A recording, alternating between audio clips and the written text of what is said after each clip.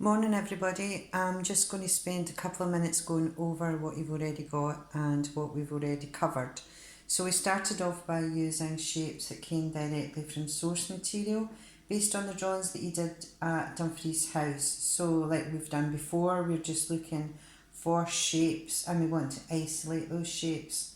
Some of you used tracing paper, others went freehand drawing straight onto paper, but these should be in your sketchbooks, a little A4 black sketchbook that you've been given.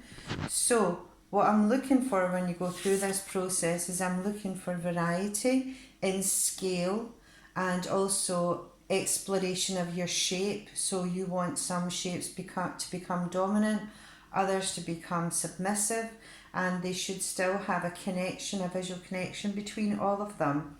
So as I've said before, what we're looking for is we're looking for you to isolate a couple of them by using techniques where you apply colour or you take away the background, so that whoever's looking at your work can actually identify the ones that you think are the most successful.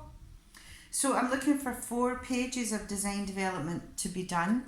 So this is the design development from the example that I used from Louise's development from Dumfries House. Unfortunately, I don't have her work with me, but it was just so you could see it live.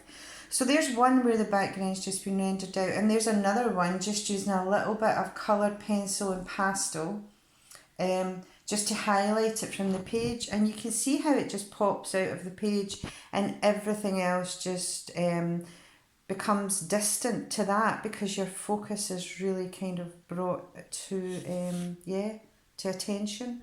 So little and don't overwork it. Keep the white paper, and use your black pencil to just make the background pop out. So after that we moved on to pastel and sugar paper. So I've done this in front of you and I will video myself doing it again so that you can see it, but it's in stages and the stages are something like this. So mix up your pastel using your finger, apply it in a kind of rough outline of where it would be from the piece to the paper, so you're just kind of following the shape of it, and then you use your pencil to sharpen the focus just like we did in the drawings in your sketchbook. And then what you're wanting to do is you're wanting to use a scribbled line.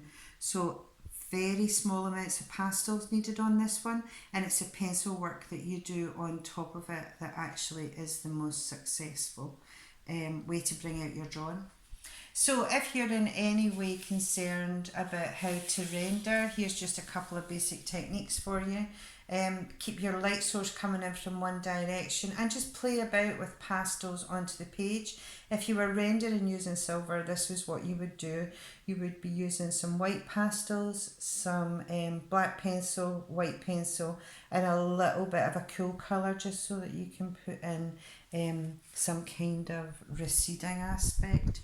So if you've got something where you've got like a little step, then just a wee tiny bit of shadow on that, and you can see use of directional lines and just a little smudge where you would get a highlight. So I'm going to do a video of how you would go through this, but I'm going to post this just now so that you can all keep on producing some nice design work in your sketchbook and keep busy. Bye.